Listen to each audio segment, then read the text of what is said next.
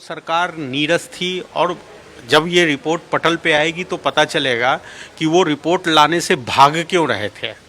और निश्चित रूप से कल कैग की रिपोर्ट आएगी और दिल्ली की जनता को पता चलेगा कि केजरीवाल सरकार के 10 साल के काले कारनामे क्या थे। उन्होंने दिल्ली सरकार में रहते हुए कहां कहां सरकारी पैसों की चपत लगाई है। भाजपा विधायक अभय जी, कैग की रिपोर्ट को पटल पर रखा जाना है और जनता को हक है कि वो जाने कि उसकी सरकार ने क्या क्या काम किया है। आपका क्या कहना है इस बारे? बिल्कुल ठीक बात है। बल्कि कैग के रिपोर्ट को रखने के लिए हम लोग ने सड़क से लेकर अदालत तक संघर्ष किया।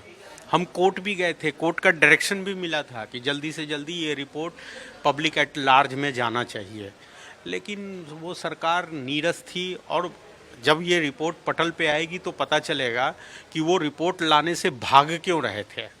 और निश्चित रूप से कल कैग की रिपोर्ट आएगी और दिल्ली की जनता को पता चलेगा कि केजरीवाल सरकार के 10 साल के काले कारनामे क्या थे। उन्होंने दिल्ली सरकार में रहते हुए कहां कहां सरकारी पैसों की चपत लगाई है।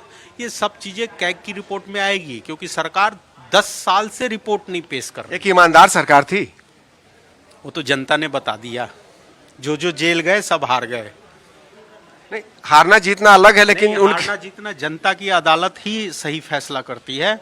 और जनता की अदालत ने बता दिया था कि तुम लोग जेल गए, तुम दोषी हो, कानून के पेचीदगियों से बच रहे हो, लेकिन तुम्हें हम नहीं माफ करेंगे। एक आखिरी सवाल, चूंकि आप वकील भी हैं, बहुत लंबे समय से विधायक भी हैं, क्या क्या खामियां निकल के आने वाली है, क्या लग रहा है? नहीं, ये सब कल जब रिपोर्ट आएगी तो मैं खुल के बता पाऊंगा।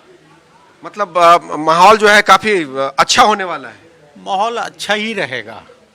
हम दिल्ली के लोगों के हित की बात करेंगे और इनको दिक्कत होगी, क्योंकि इन्होंने 10 साल में कभी भी दिल्ली के मुद्दे पे विधानसभा में चर्चा नहीं कराई।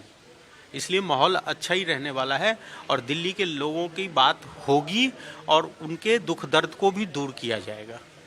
ये थे अभय वर्मा जी। उन्होंने कहा कि 10 साल सरकार रही लेकिन दिल्ली के मुद्दों की चर्चा नहीं हुई। चर्चा होगी और लोगों को पता चलेगा कि पीछे की सरकार क्या करना चाह रही थी और नई सरकार अब क्या करेगी। वीडियो जर्नलिस्ट धर्मेंद्र के साथ कृष्ण मोहन शर्मा, भारत एक्सप्रेस, दिल्ली।